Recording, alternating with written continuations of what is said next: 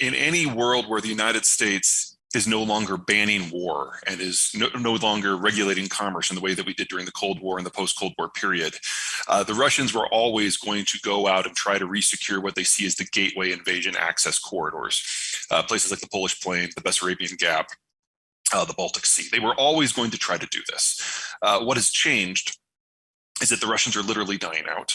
And the post-Cold War generation that was born through the 1990s was so small that the Russians were losing the capacity to field a regular army. So if they didn't do it now, they would lose the possibility, and they would be then unanchored in this kind of great open flat zone in the middle of Eurasia, and the next time there's a war, they couldn't stop it. So they're hoping to forward position what they've got left in these gaps. And Ukraine, unfortunately, is between them and two of the most important gaps. So it's not just that they're going for Ukraine, they're going for Moldova, they're going for parts of Romania and Poland and all of Estonia and Latvia and Lithuania. It's just a question of timing. In this video, Peter Zeihan provides an analysis of the current situation in Ukraine and its implications for Russia and the international community. Number 1. Russia's strategic objectives. Zeihan argues that Russia has always sought to secure access corridors in neighboring regions like the Polish Plains and the Suwalki Gap and the Baltic Sea. The Russians perceive these areas as essential for their security. However, what has changed is that the Russian population is declining and their ability to maintain a regular army is diminishing. This drives them to act now before they lose the opportunity to secure these vital regions. But Ukraine is the flavor of the month. I kind of see this war as the last conflict of the Cold War, because as long as the Russians existed, their security was going to drive their decision making. So it's kind of like how the Civil War was the final war of the American Revolution. We're kind of at the end of this section of history now. If you are in Putin's inner circle, you don't dare give him bad news because he will kill you. So there were a lot of assumptions that were made in the Kremlin that just have turned out to not be true. Now, in all due defense to Putin and the Kremlin, everyone in the West was thinking the same way. We never thought that the Europeans would pull together in the way that they did. We never thought that we would get any sort of meaningful international sanctions that included countries like Japan and Korea. We thought that the Ukrainians would crumble. We thought that the war would be over in a month. Everyone has gotten it wrong. Number 2, Ukraine as a focal point. Zeihan explains that Ukraine is not the sole target for Russia. They also have their sights on parts of Romania, Poland, Estonia, Latvia, and Lithuania. Ukraine happens to be in the way of their intended objectives. He views the conflict in Ukraine as the last conflict of the Cold War era, as long as Russia's security concerns continue to guide their decision-making. Number 3, misjudgments and mistakes.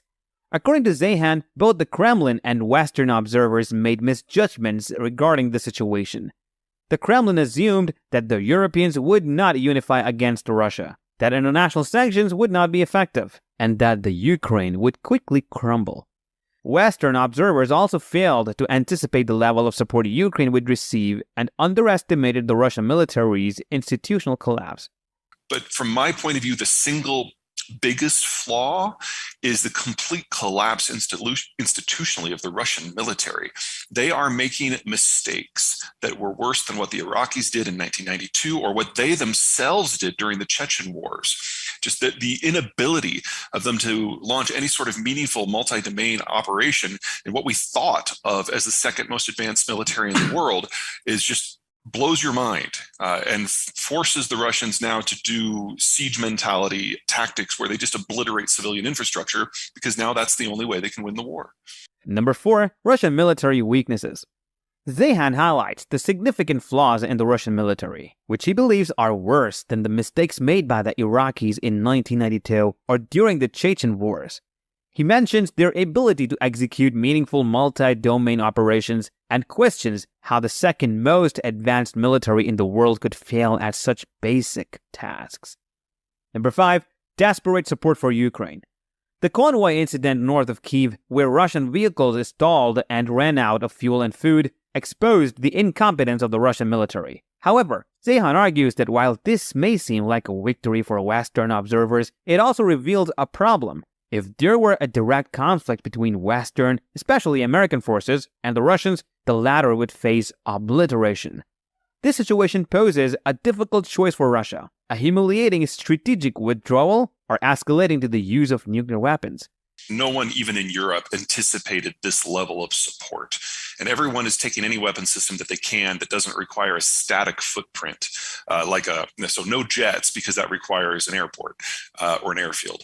But anything that can be carried or moved by truck that is not nailed down is being shipped in. And the reason originally was they wanted to give the Ukrainians a fighting chance.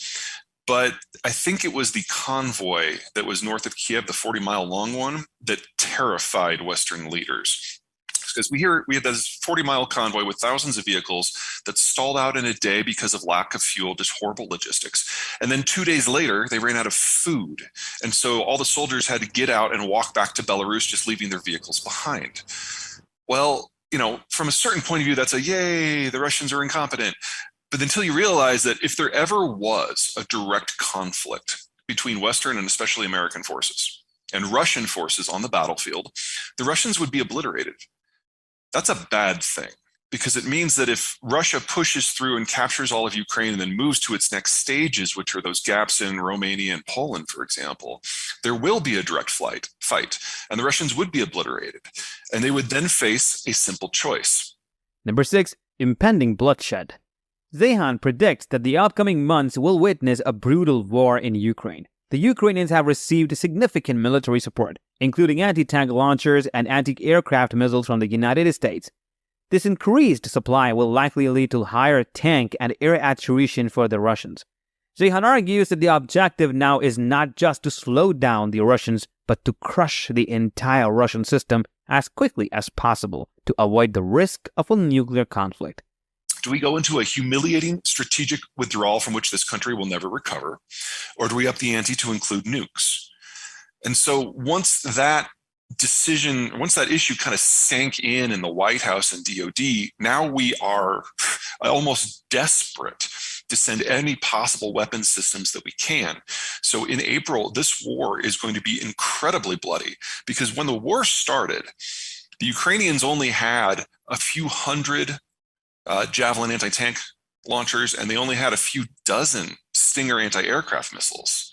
Well, that was before the Americans started supplying things in bulk. They're only now starting to arrive. So we're talking about the Russians suffering tank and air attrition at an order of magnitude higher than they are right now.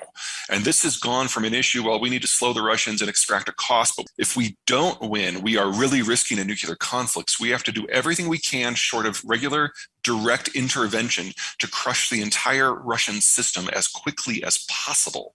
So Ukraine is now the field upon which this will all be determined. Thank you for watching this comprehensive analysis by Peter Zeihan on the current situation in Ukraine. In this thought-provoking video, Zeihan sheds light on Russia's strategic objectives, the miscalculations made by both sides, and the implications for the region and the world. As tensions escalate, the stakes have never been higher. Zeihan emphasizes the pressing need to support Ukraine, as it becomes the battleground where the future of this conflict will be determined. The impending bloodshed and the risks of a nuclear conflict loom large, making it crucial for international actors to act swiftly and decisively. Stay tuned for further updates on this evolving situation. Don't forget to like this video, subscribe to our channel, and hit the notification bell to stay informed about the latest geopolitical insights. We appreciate your support and encourage you to join the conversation in the comment section below.